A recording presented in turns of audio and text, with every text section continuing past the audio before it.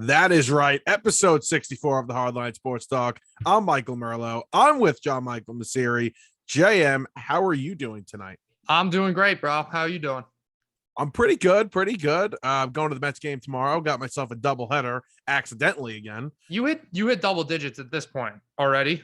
How many games you been to?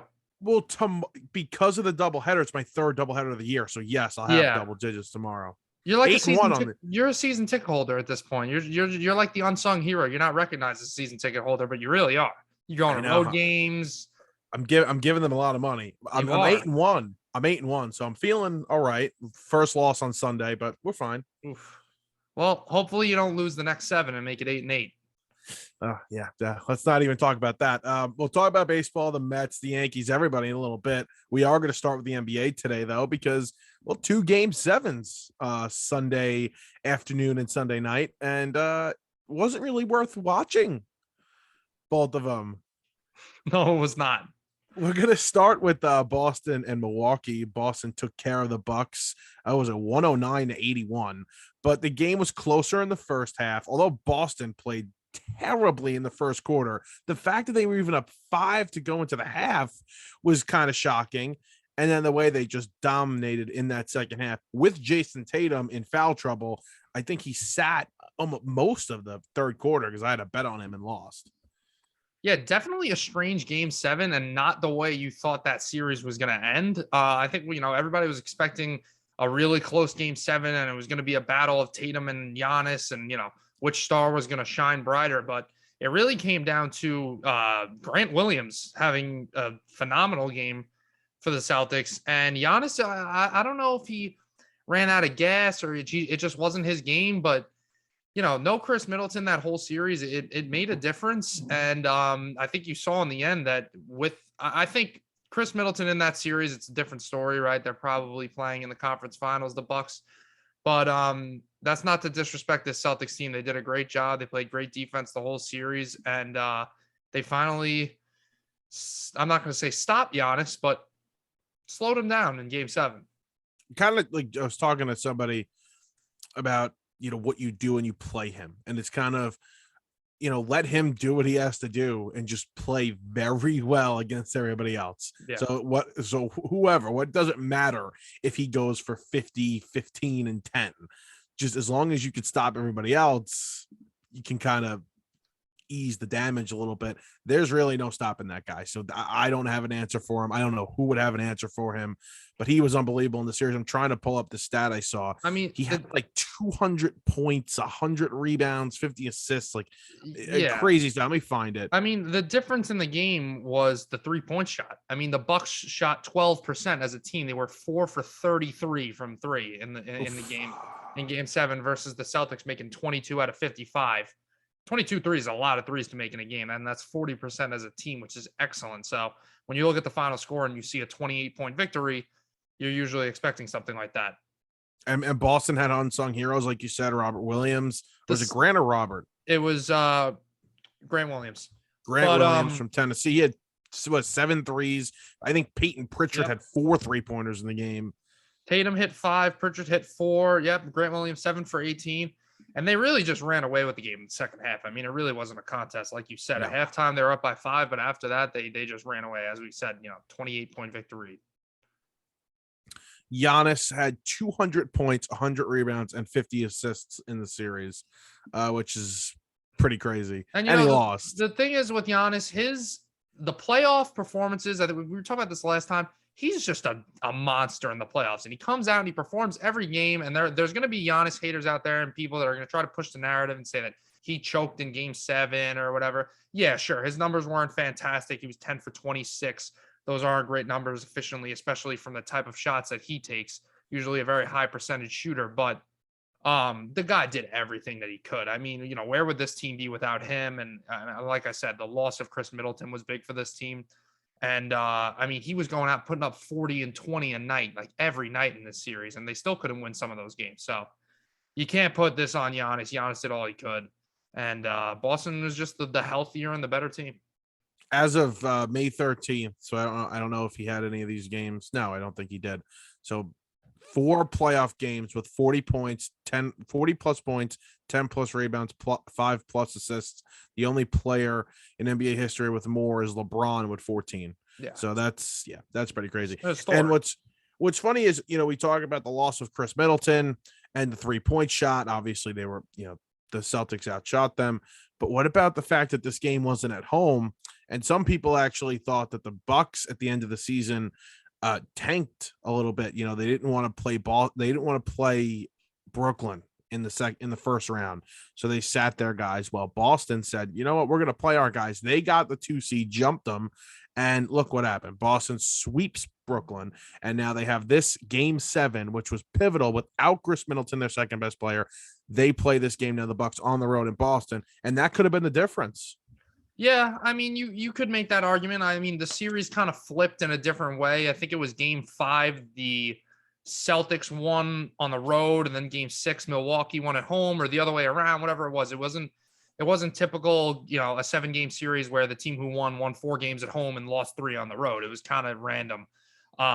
So who knows? The home court advantage could have made a difference in that game 7. I mean, and we know game 7 has a different feel than any other playoff game. It's win or go home for both teams. But I mean, you want to play rest games, you want to play, not care about your seeding. It's a minor thing. It usually comes down to who's the best team, but there are little things that give you an advantage. So definitely could have an impact on the outcome of the series of who has that game 7 at home. And like you said, I actually lost you. I was gonna just try and rebound, but I completely lost you while you were speaking until the last second. That's all right. You don't have to listen to me when I talk. That's no, okay. Because I went to go check something on my phone. I got a notification, and then my AirPods connected to them. Oh, here we go. The AirPods. You're always blaming it on those freaking AirPods. Why don't you just throw them out the window? Well, I kind of wish I could. Hold on, let me see if I can go back to my AirPods. No, that's definitely not gonna do it. Talk. Did I get you? Hey, what's up? You got me? There we go. I got it. Yes. All right, good. So, perfect. Yeah, it was weird though, because I think, I don't know if you said this, but Boston won they were both winning games on the road. Right. That's exactly what I said. Yes. They were even 2-2, Yes. one game on the road. And then I think Boston won game 5. No, they lost game 5 at home, won game 6 on the road, and they won game 7 at home. That's what happened. Yep. So it was impressive, but I said the whole time that I thought the winner of this series was not only going to go to the finals, but I actually declared win the finals now. I completely agree with that. Yeah, I mean, I could probably agree with that at this point. These teams definitely the both of them looked amazing. Now the Bucks are out, obviously. I'm pretty confident the Celtics are at least getting there. I think the Heat are a good team, but I think they still have some flaws, and I like them, but I don't want people to get too hung up in some of those good wins that they had against Philly, because I think Philly's an even more flawed team. I mean, we know them, the roller coaster road they've had over the past 4 or 5 years. And, the West is great for the Mavericks, right? We'll get to them in a little bit, and their series win against the Suns. And, should be a pretty good series against the Warriors. But do any of those teams, show as completeness as a team? And the Celtics have had no easy schedule, beating the Nets, who were the toughest 8 seed you could have in a long time, or 7 seed, whatever they were. And then, obviously beating the reigning NBA champs and the best player in the world, Giannis. It's definitely 2 tests that might be their hardest test. The Bucks might be their hardest test the whole playoffs. That could have been their NBA Finals.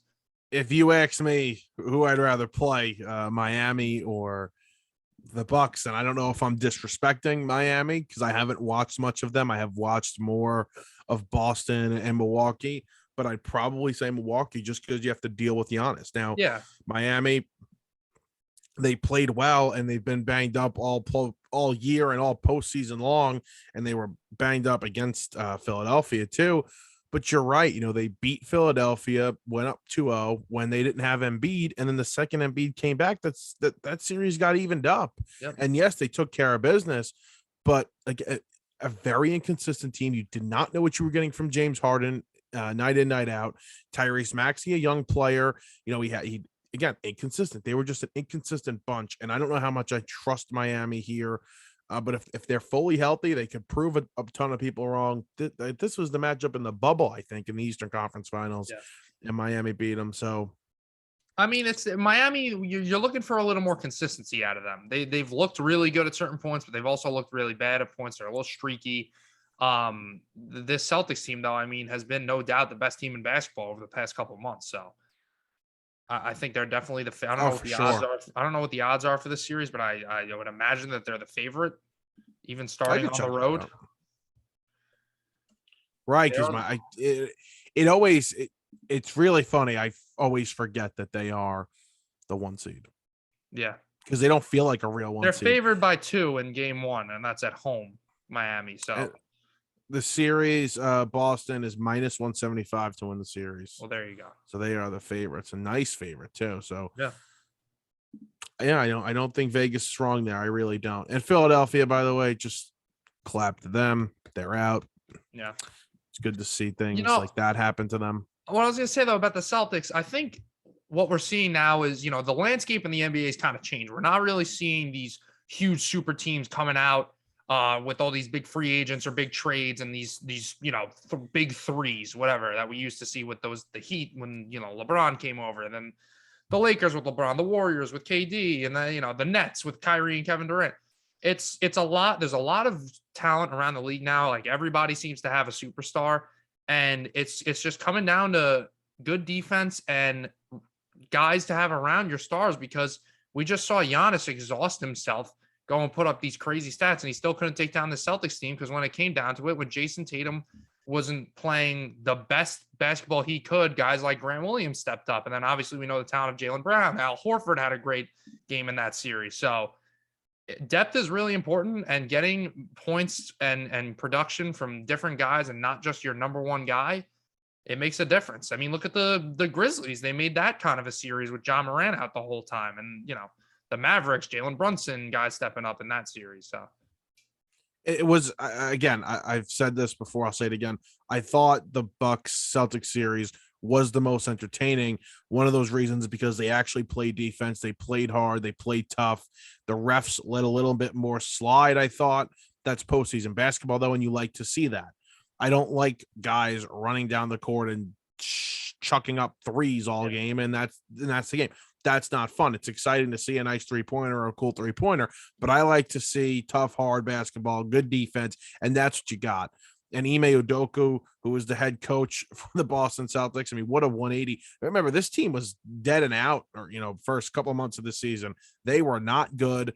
They had nothing, nothing with the coach, couldn't get these players on the right track, and he figured it out. And look, they again, you said it before, they've been the best team in the NBA for a very long time.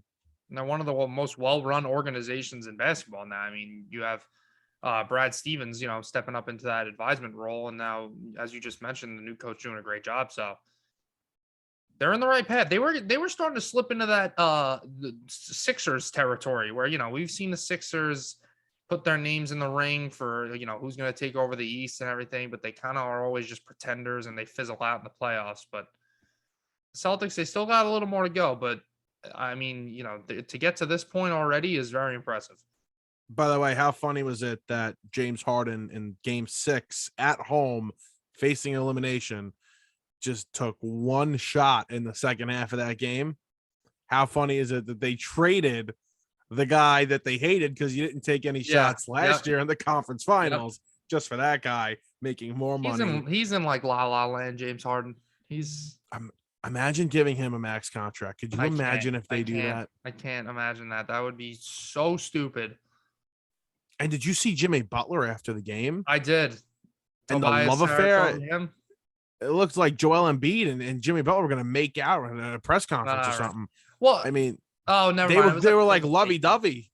Yeah. No, it was like a fake thing saying that.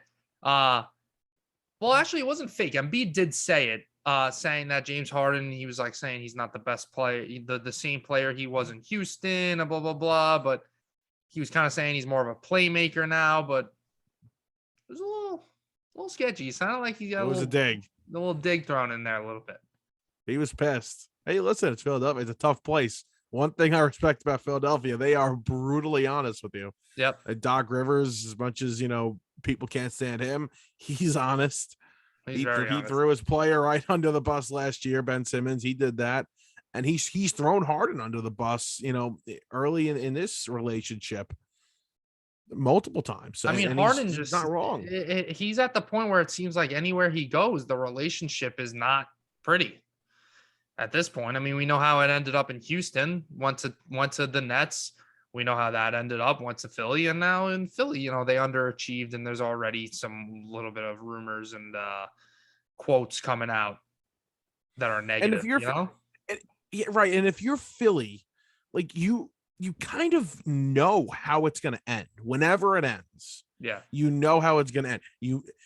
I believe that they thought this could bring them a championship, and they still might believe that. But if you're know, Philly, listen, you've been looking to get this team into a championship level for years now, right? You had Jimmy Butler, you brought Tobias Harris over, Al Horford was there, whatever. Tobias is still there. You brought James Harden over. The Ben Simmons thing didn't work, right? You trade away Markelle Fultz, all the stuff that they've done. You cannot, there may not be a way to win a championship still, but I'll tell you one thing right now. If you want to at least give yourself a chance to still grasp this time frame to do it, do not sign James Harden to a max contract. Do not do it. They absolutely can make this work. They have Tyrese Maxey, who's fantastic. They obviously have Embiid. If they can offload Tobias's contract, yeah, it's 100% possible. They can't do it with James Harden. Did they believe that Harden was going to be a different person in the playoffs? Like when they made this trade, I jumped on the bandwagon early. I left it. Yeah, I mean, I guess like okay, you're giving up Ben Simmons, and they weren't giving up much to get him, so I understand making the trade. But did they believe that was going to be what they needed to get a championship with his track record? Yeah. When you have a track record of this team with Doc Rivers, I don't know. It's tough. I guess the risk was worth it. It wasn't much risk, so it was worth it. I mean, so make that trade. You remember after the trade, the hype that this team was getting. A lot of people were. I was on the bandwagon. A lot of people were picking them to be a championship pick. I did it because I thought Embiid, who was already playing at an insanely high level at the time, was just going to be better with Harden.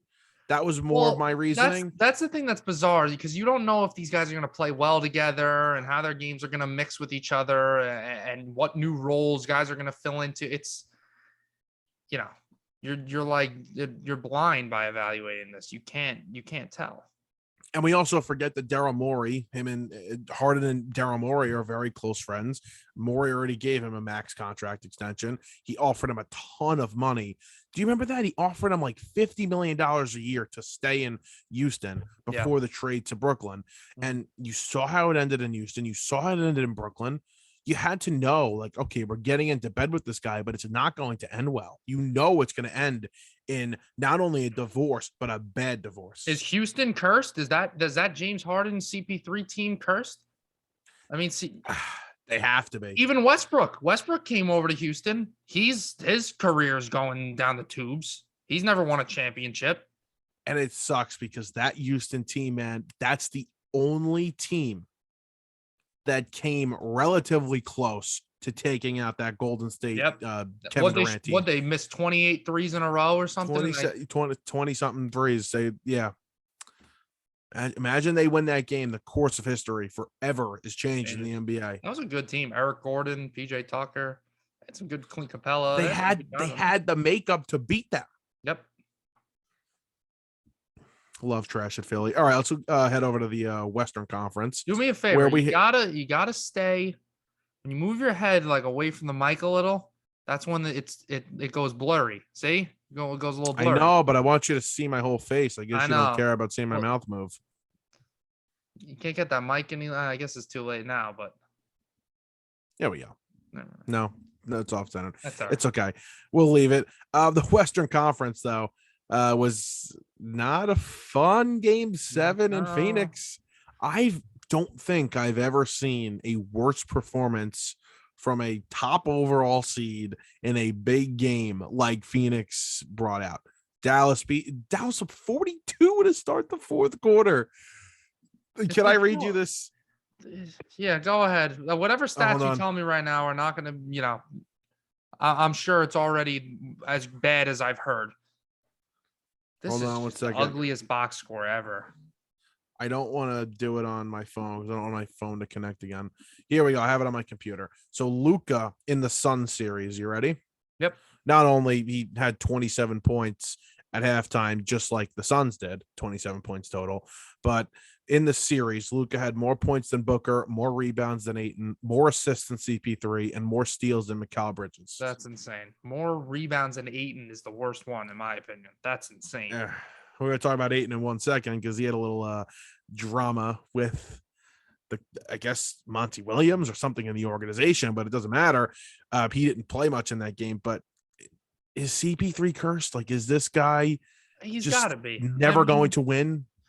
And it's bizarre because he plays obviously a very team-friendly style of basketball. He's a great passer, keeps his teammates involved. But I mean, the guy had 3 points at the start of the fourth quarter. You look at the box score, he's finished with 10.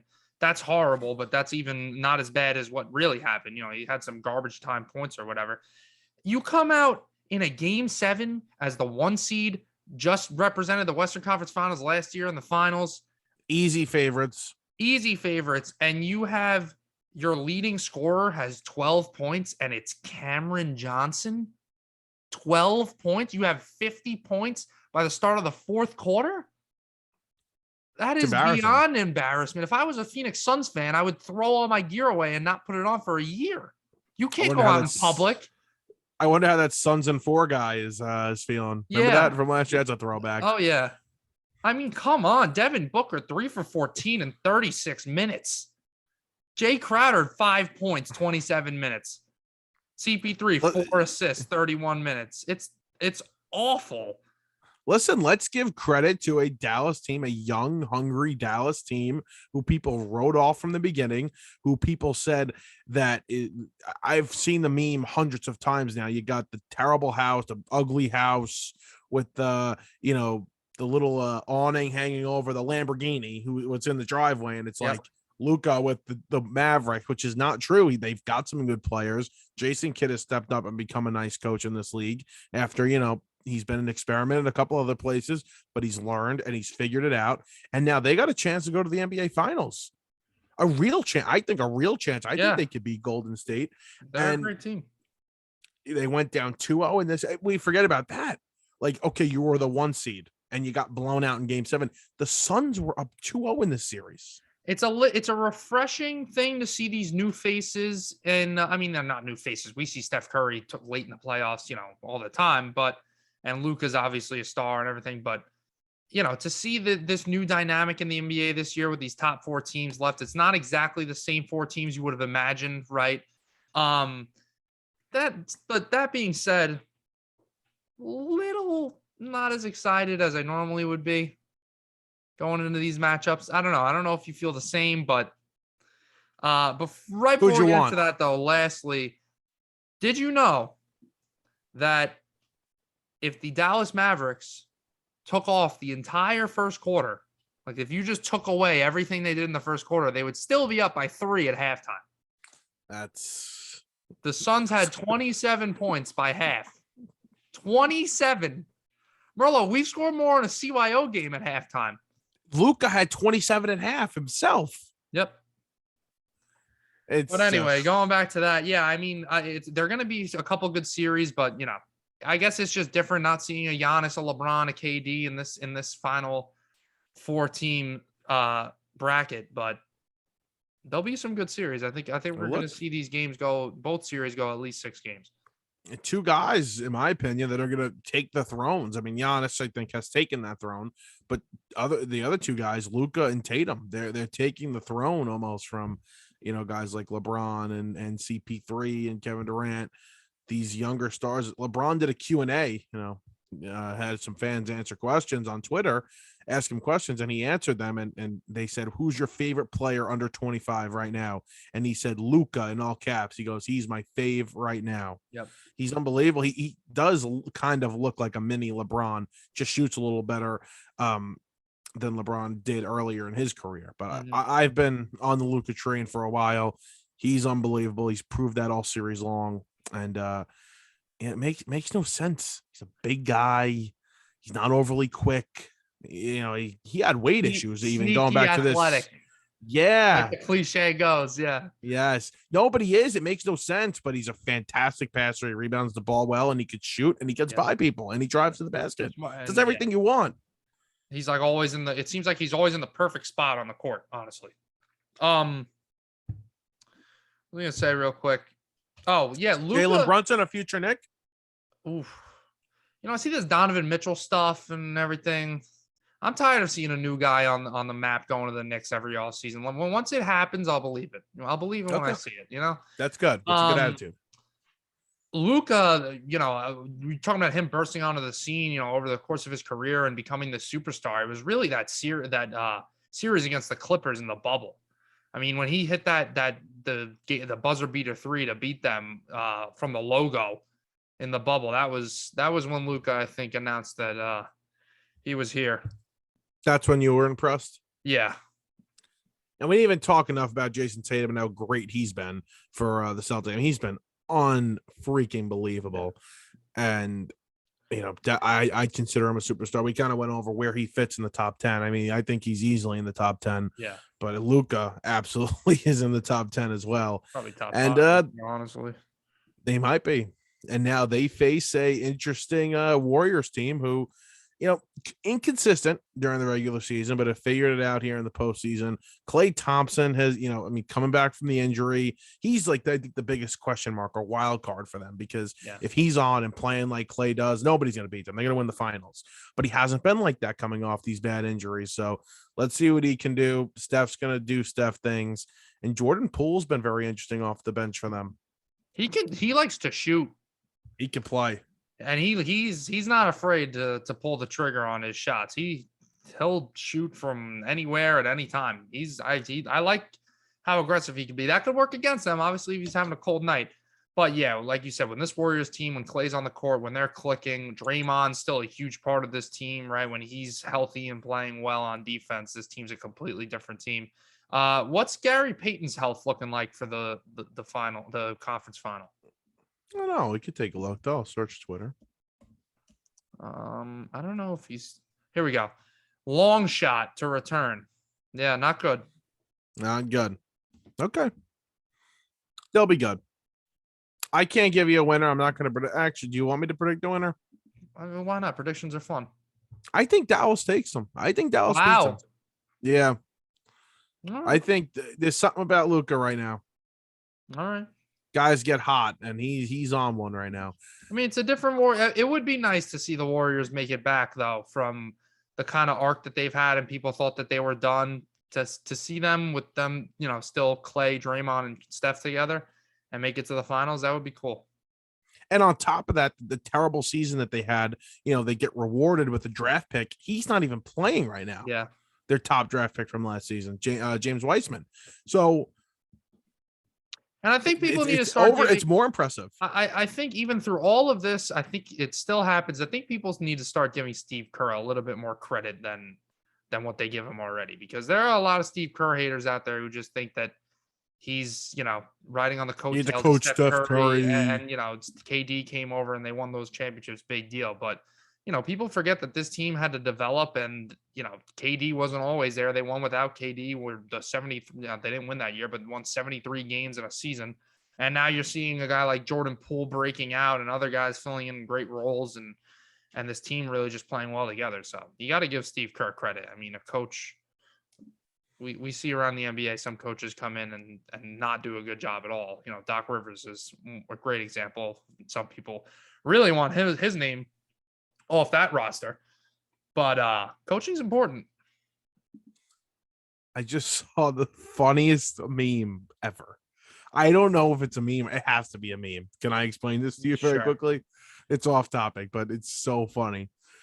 So Shakira was at the Met game the other night, and it was made known that Buck wanted to meet her, Buck Showalter. So Buck Showalter met her, and a bunch of the players met her too. So there's a picture of her with Travis Jankowski. Okay. Matt, I love Travis Jankowski. He's a bench player, fourth outfielder type thing. comes in for defense and speed. Okay. So there's a picture of them together and they're talking. And I don't know if she actually posted this on her story, but it looks like it's a screenshot of her story. And I don't know if the words read it, and it goes, hanging out with Travis Jankowski. There's Could no you way. imagine if There's no Shakira way. posted Why that? would Shakira? No, there's no way. Why would Shakira be flaunting that she's hanging out with Travis Jankowski? The things I would do to hang out with Travis Jankowski. You don't even know. I thought you were gonna say Shakira, but all right. No, Travis Jankowski. Okay. Oh no, actually, I'll give my shout out to a friend of mine when we do baseball. But can we talk about this Patrick Beverly CP3 stuff before we Sure. take a little break here? So Pat Bev probably woke up at around 4:30 to go on Get Up this morning on ESPN, and he was trashing Chris Paul pretty hard. He was with Mike Greenberg. He was with Stephen A. Smith, and what I'm blanking on what the question was, but he had said this was his response to, talking about Chris Paul. He goes, and I'm paraphrasing this, I don't go to bed early when I'm facing the Suns and Chris Paul. He goes, I go out, I go get a steak, I go have some wine, I sweat it off, and I get ready pregame. He goes, when I'm versing Steph Curry, I'm in bed by 8 p.m. Phone is off, I'm getting ready.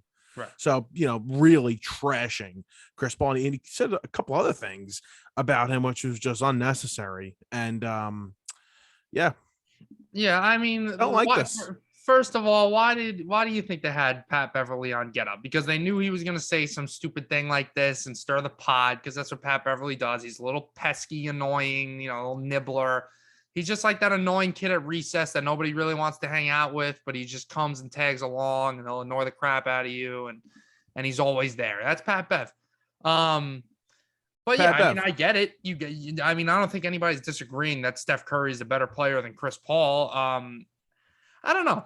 There's a lot of Chris Paul hate out there, and it really doesn't make any sense, because I feel like he was always like a fan favorite. Now all of a sudden the tides have changed and people are like happy that he chokes all the time. And I think it just got to the point where people are getting frustrated at how many times he hasn't came through and won a finals or won a game 7. I mean, was he 0-8 in game 7s at this point or something crazy like that? But yeah, I mean, it's Pat Bev. He's just like, who are you? Nobody's losing sleep over guarding you. He goes, CP3 can't guard anyone. Everybody in the NBA know that. Give him that Ben Simmons slander. Then they asked why Pat Bev says the Suns should have benched Chris Paul instead of DeAndre Ayton. They benched the wrong person. That they should have benched Chris. I mean, just so unnecessary. Yeah. Like, why? Like, what is necessary about this? You're I saw this on some social media. You're hitting this guy, man, when he's at his lowest. Yeah. I mean, he's on the ground. He's flat on the ground. He may not even be breathing, and you're still hitting him. Why? What's the point? Dude, how long was he? 30, Pat Bev? Like, how long have you been in the league? Like, you're a grown man doing this right now. Like, come on now. It's unnecessary, but that's what does Pat Bev have to do with this? They play in the NBA together? You're on the Timberwolves. You got eliminated 3 weeks ago. Who cares? And I guess ESPN's going to do whatever they can to, obviously for ratings. And they knew that this would be talked about all day. And I'm sure, it worked out for them well. But I have this idiot on. And Matt Barnes, who I think he may work for Fox or he works for ESPN. He was killing Pat Bev. And Matt Barnes, is very vocal about many things. And he was very vocal. He said, there's no reason to go low on him like this. This was just wrong. And he's right. This was not good. It was stupid. It's a Petty, low blow. The soap opera of the NBA is back. Yeah, 100%. One Tree Basketball Association. Go That's on. what we got. Let's go. I love One Tree Hill, by the way. I'm not slandering One Tree Hill. But all right, that's enough NBA for now. We'll be following the conference finals. They start up, I'm almost positive, Tuesday or Wednesday. I don't know. I think hockey starts Tuesday. Oh, hockey. Very quickly. Shout out New York Rangers. Big victory over the Penguins. Game 7. Comeback in overtime. I don't know what it's like to be a diehard hockey fan, because those playoffs are very different. but I couldn't even imagine being a fan and sitting there in overtime of Game 7 of a series where you're at home, next goal wins. Could you imagine that? Must How have do you even been. watch it? How are you not hiding under your table or your couch? I don't know, but shout out to the Yeah, Rangers, big win. must have had the tightest knot in your stomach the whole time, especially Like you're gonna throw up yeah, easily. literally. They'll play the Carolina Hurricanes starting Wednesday in Carolina, so we'll see what happens there. And the second round starts Tuesday, so fun stuff. Also, Toronto Maple Leafs, biggest choke artists maybe ever. I'm sure Islander fans are happy about that. Yes, they are happy about Mhm. that. John Tavares goes down, and they hired a coach, so good for them. Okay, we're gonna take a break. We're gonna come back, do some baseball before we get out of here, but first a break. We are back, episode 64 of the Hardline Sports Talk, ready to go, and we're back for some baseball. So that's always fun. Oh yeah. We're gonna start with the Yankees, who are the best team in baseball right now, have the best record, and kind of look like they're on this track to be one of those, teams that we've seen like the Dodgers. I think the Dodgers will be fine, even though they struggled a little bit. But um, kind of one of those teams that wins like 110, easily over 100 and maybe 110 or something like that. And it's impressive what they're doing. They're 26-9, but they can be one of those teams. Yeah, I mean, you're waiting. This team, they started off 7-6. Now they're 26-9. It's crazy. They're 19-3 in their last 22 games. But you're still kind of waiting for them. They're not going to continue at this pace. I mean, that's just unrealistic to be winning 18 out of 21 over and over again. It's just not going to happen. 19 out of 22, whatever it is. You're waiting for them to hit that little bump in the road. We're seeing the Mets are hitting it right now, right? They were off to a great start. Now, they're struggling a little bit, but we're sure they'll be fine. Yeah, it's the whole season. They're not just going to run away with this division. I'm sure it's going to get a little close at some point. Hopefully they don't lose it completely, right? Would be nice if they just ride off first place the rest of the season. But they're winning in multiple ways, which is really good to see. The games that they are losing, they're not blowouts, right? They're close games, one-run games. That White Sox game, they won every game by a couple of runs. Even they won by 8 runs, and then the one game they lost was 1 run. They blew it in the 9th, and that was it. So yeah, they're playing great baseball. The bullpen's great. The rotation's phenomenal. You can make the argument that Nestor Cortez is the Cy Young right now. I mean, he's got the lowest Yeah. ERA in the American League. Might even be the lowest ERA in all of baseball. Plus, he's got the strikeout numbers to back it up. Yeah, playing really well. And this offense, there's multiple guys that are going at one time now, right? It's been a little streaky from individuals, but certain guys are clicking at the right time, and they just look like a great team. They really do. They pitched well last year, and the offense was kind of an issue where they were inconsistent and they weren't getting, they weren't scoring enough runs. But that may be the case here, but offensively, they've been much better. They've shown that they're not that same team from last season. And that'll be the thing, if they can really sustain the success and be a 105, 110 win team, will the offense stay consistent all season? And that's kind of like the thing that I think if they were going to, chill out a little bit, it would be offensively. I trust this pitching staff. You obviously trust this bullpen with how great it's been. But you said Nestor Cortez. I mean, it's hard not to root for this guy. 36th round pick. He was up and down, majors, minors. The Yankees drafted him. He got picked in the Rule 5 draft by the Orioles, still up and down, minor leagues, major leagues, and he got his chance last year with the Yankees and hasn't gone back down since. He's just been unfreaking believable. It is unbelievable. And then it's like, how do you not like this guy? So it's a great story. He's been a fantastic pitcher, not overpowering stuff, which is interesting, but he gets guys out. Yeah, he gets guys out. His stuff has started to become a little more overpowering because he mixes his pitches well. He's accurate, right? He's got good location, and then he's excellent at disrupting hitter timing, right? He changes the arm slots. He does stuff with the leg kick and everything like that. And, it's a little, you could argue it's a little stupid that he does stuff like that, but it's also impressive that he can still throw the ball accurately and at that velocity from different arm slots and angles and everything like that. Yeah, definitely an interesting career. He's only 27 years old, which you would think with, the timeline and the career path that he's had, he would be a little older than that. But Yeah, I noticed that today too. I was like, wow. yeah, started off in Baltimore, then yeah, like you said, bounced around a little, was with the Yankees, then left the Yankees, then he came back and was amazing last year, and he's even better this year. But you're right, this team can pitch. Their team total stats in terms of just about everything, if you look in MLB or AL, they'll appear in multiple offensive categories as number one and in multiple pitching defensive categories as number one. I mean, leading the American League in ERA, strikeouts, they're leading in home runs, on base percentage, OPS, all those major great stats. So they're doing it on both sides of the ball. The schedule, it's been moderate.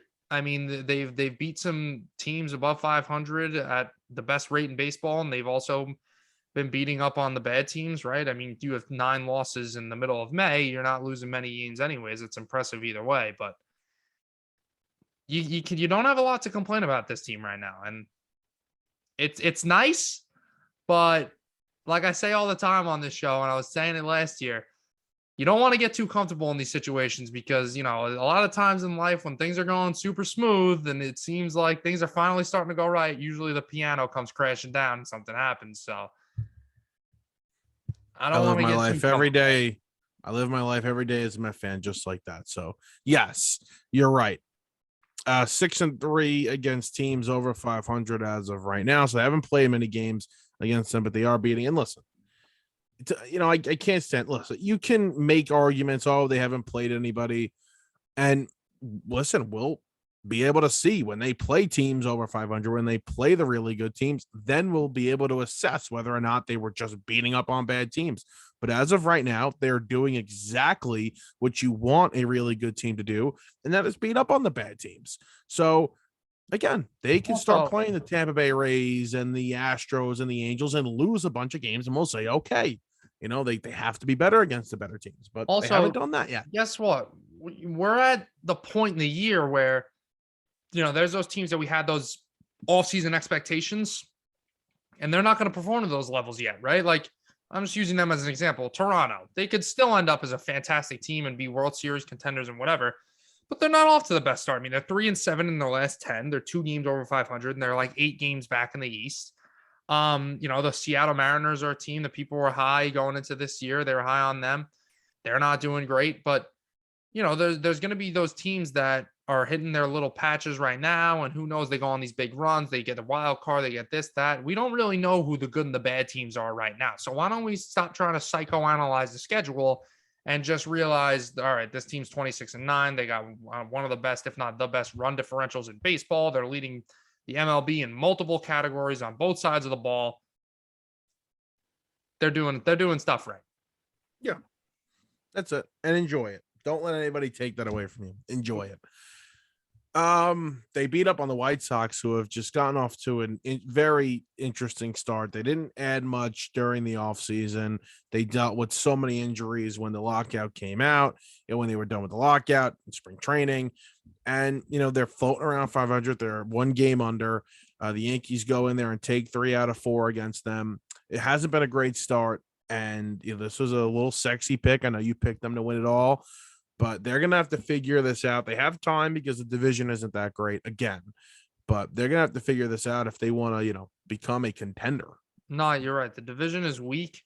They have talent in every part of the team. I mean, bullpen, lineup, and rotation. There's talent everywhere, but like you said, the injury bug has hit this team and it's hit it hard. And they do have things to figure out. I don't know if they'll have to make any moves at the deadline or what they're going to have to do, or if it just comes down to getting guys healthy. I mean, Eloy Jimenez is a guy who was supposed to be an MVP type bat for them, over his career so far. And he just hasn't been that because he hasn't been able to stay on the field. And, you have guys like that. And then you have Jose Abreu and Grandal underperforming right now. And I wouldn't be too overly concerned if I was a White Sox fan, but it's going to get to a point where it does get concerning if they don't turn this around. But I think as this team gets healthier, hopefully for their sake, they'll start to see their season turn around a bit. My MVP pick, Luis Robert. He's off to an okay start. Nothing crazy. He'll figure it out. I think. Yeah, I'm not worried about him. he did well in the series against the Yankees. Nothing. I mean, he hit that walk-off single. He's on a little hit streak, but he hasn't been hitting for a ton of power lately. But He'll be fine. I'm not worried about him. yeah. All right, let's move it over to the National League East. As first I want to mention big congratulations to the Philadelphia Phillies after a huge weekend in Los Angeles. I mean, are you kidding me? 3 out of 4 against the Dodgers. What'd you The say Dodgers on the show last week?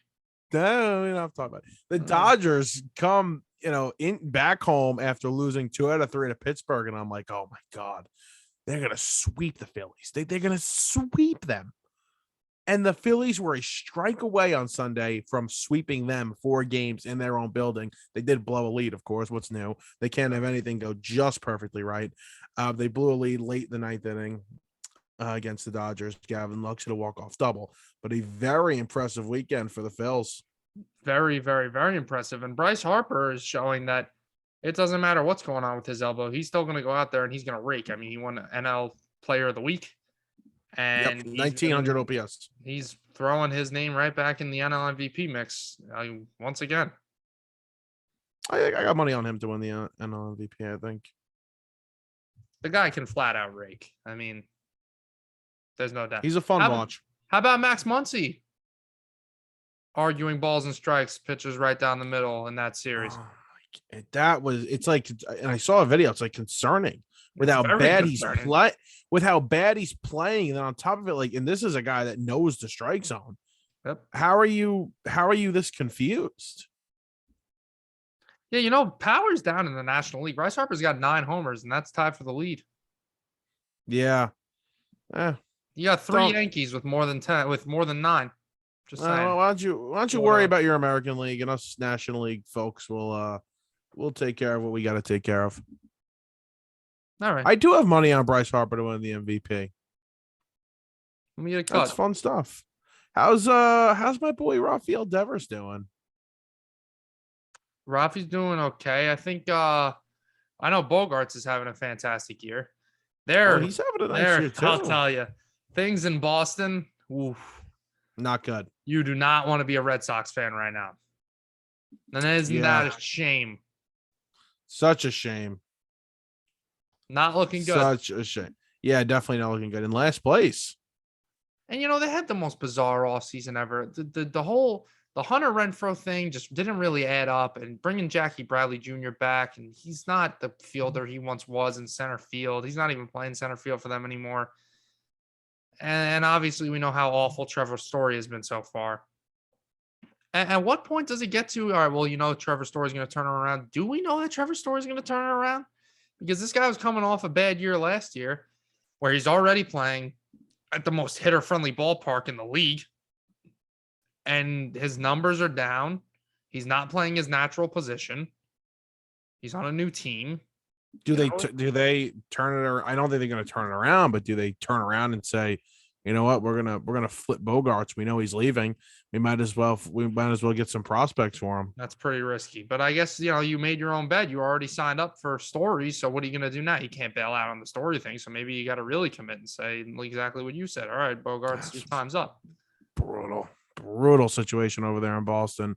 What was I just gonna bring also up? This stupid thing with the shopping cart that they do. Trevor Story hits a home run, his first homer of the year. You lose the game and you're in the dugout pushing them around a shopping cart. Must be nice being 14-22 in last place in the AL East and you're pushing shopping carts around the dugout. I mean, I don't want to be an old man and say you can't have fun, but I don't know. Yeah, you're ruining people's fun. Mm-hmm. Shout out to Noah Syndergaard, who couldn't get out of this first inning today. Shout out. All in your head still. Good job, Noah. Oh, I was gonna say this. Good job. I know we say this a lot on the show, and I hate to bounce around. Going back to what we were talking about the Yankees before, and you were saying with the strength of the schedule and everything. How many times have we seen that graphic year after year of the AL East champion and their record against the Orioles? Like Yeah. that is the key to success to win the AL East now. And I think the Yankees now after tonight's win are like something like 7-2 against Baltimore now or something like that. And that's what you need to do. And you need to do it whether it's the Orioles or whatever division you're playing in. And the Mets are going to have to do this with the Nationals if they want to win that division. You have to beat up on the bad teams because those are games within the division and those count. So your If you're head-to-head getting record. 19, if you're getting 19 freebies, you better hit at least 15 of them. Yeah, exactly. If the Mets go 15-4 versus the Braves go 12-7 against the Nationals, that's a 3-game difference. That can make the difference for the division. Yeah. It's just fans being annoying. It's just fans wanting to, crap on the Yankees however they can. Let's talk about the Mets very quickly. Like you said, probably have hit their first bump in the road. What's funny about this team is that they haven't lost back-to-back games since it was the first series of the year. They lost the Sunday and then they lost Monday too. Since then, so what was that April 10th, April 11th, they haven't lost back-to-back games, which is very, very impressive. And I like that. But they haven't gone on like a hot streak. They haven't had a winning streak, and they're still 10 games over 500. Yep. So they lose their first series to a pesky Mariners team. Oh, by the way, hold on a second. Did you see Paul Sewald over the weekend? Did I see what he did? No. He was taunting the fans, and he got interviewed, and he was like, the Mets gave up on me, so I'm just trying to prove them wrong. All right. 5.50 ERA in 3 years. What do the Mets do to their players? You got Syndergaard, you got Sewald, you got these guys that are leaving, and it's like they're so upset. Now they got like a point to prove. They're so upset that they're not with the Mets anymore. They gotta take shots. The Mets are like that X that drives everybody crazy, it seems like. They want them back so bad, but they can't get them back. That's what we've been. You really think Paul Sewald? I mean, sure, some of the diehard fans are going to be like, oh, remember Paul Sewald? Now he's doing good for the Mariners. But you really think the little kid sitting in section 107 is going to look and be like, oh, Dad, that guy Paul Sewald, why did we get rid of him? Remember Paul Sewald? Yeah, remember Paul Sewald? Like, no, I don't remember Paul Sewald. Do you remember Paul Sewald? He's going like this to the fans. They were winning by 3, I think, in the 9th, and he's going, I can't hear you, to the fans. This guy's got problems. Anyway, he does have problems. Jesse Winker, also a friend of mine now, like Jesse Winker. Oh, but besties. Yeah. Me and Jesse Winker are besties. But yeah, they've hit their first bump in the road. And I know it might sound dramatic to say, oh, they lost their first series. That's a bump in the road. I know. But, McGill goes down and, they got good news on that. So hopefully it's only, a couple of weeks that he's going to be out. And they should be getting news on DeGrom on his 3rd MRI soon. Just keep winning games, and maybe find that hot streak. Maybe the offense gets it going a little bit more. I've said it, a couple of times. I don't think this offense has played well in 2 weeks. So over 2 weeks. So let's see if they can get it going. If this team could, just play some good baseball, the offense doesn't need to tear the cover off the ball. Just, stay competitive in these games, have the pitching staff back you up. And if it comes to June or July and you're still in need of a bat, you go out and get one at the deadline. That's cool. But, just play good, consistent baseball. Don't hit 10. You win 10 out of your last 25 skid. Just keep your head above water. And that's so frustrating. It is. The Yankees were like that last season, where they'd win 15 games in a row and then lose 10 in a row right away. It's very frustrating. So I don't mind this pace that the Mets are on. They're 10 games over 500, so I'll take it any day. If they could continue this, you're happy with it. You can't have a lot of complaints because, like we said, they did hit a little bump in the road, but they're still, like you said, one series they lost now. That was the first one that they lost the whole year. That's fantastic. Yeah. What do you need to do when it comes playoffs time? You don't need to win a series. You don't need to sweep the series. You need to win the series. Yeah, and I think you win series, you're going to be okay. All right. I think, the concern is, okay, you got a 4-game set against a good team now at home, the Cardinals. And, you have, basically a bullpen game for one of these games. Now it's going to be a doubleheader on Tuesday. and Trevor Williams is going to start. So I was like, don't, it's, split the series. You take a split, obviously, of a 4-game series against a good team. If you could take the series, take the series, but don't let it, don't let the wheels fall off the track. That's all. And just You keep going. Keep you going. think we see some fireworks this series with this Cardinals team, or you think that stuff's a little Absolutely. past? You think No, so? I think there's going to be big fireworks this weekend. Well, now the last incident was in St. Louis. Now they're in New York, so it's a little different. They got their fans behind their back. That's why I'm going tomorrow. Oh Two yeah. of the games. Oh, you show them, man. Yeah, I'll be screaming at Ali. What's his name? Marmol, the idiot. Yeah. Nolan Arenado, Oh, getting his head. Yeah, I will. I'll be on his side, Durbay's side. I'll be All right right. there. He'll hear me. I I'm tell sure you he'll right hear now. you. Yep. Yeah, everybody will hear me. I'll be like, oh, there's the guy from that podcast. I can't stand him. He's gonna say that. Right. The Braves, not a hot start, lose tonight on Monday night to the Brewers 1-0, who, by the way, are rolling, and Josh Hader is just otherworldly. Anyway, not good for the Braves right now. And Acuna, he's banged up all the time, and he's banged up right now, but I think he's gonna be all right. He's gonna play either tomorrow or the next day. So we'll see what happens with it, but he's got a groin injury. Yeah, him and Snitker were I don't want to say what's this lighting doing to me right now. Oh, look at that. What the hell was that? Oh, now you're good. They're I wouldn't say button heads, but contradicting quotes and headlines that we saw. Snitker was basically saying as he matures and goes, oh, there goes the AirPod. As he matures and goes later on into his career, they might have to make some adjustments, or he might have to make some adjustments in his style of play to cater a little more to his injuries, something like that. And Acuna basically said, screw that. You want me to change the way I play? I'm not going to perform as well. So it's true. Acuna is young. When you're at that age, you really just think you're invincible and that nothing's going to stop you. But it is a little concerning that he's dealing with these injuries already a major one, the torn ACL last year, and now dealing with more problems. So something to keep an eye on. Absolutely. 100%.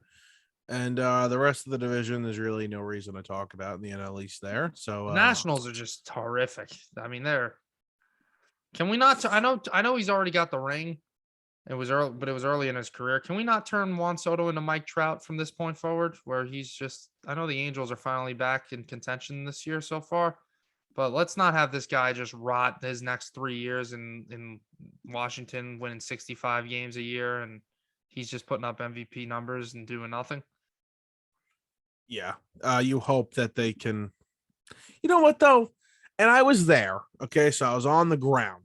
All right. And I was listening to these fans and I asked them questions. I was like a journalist almost going, right?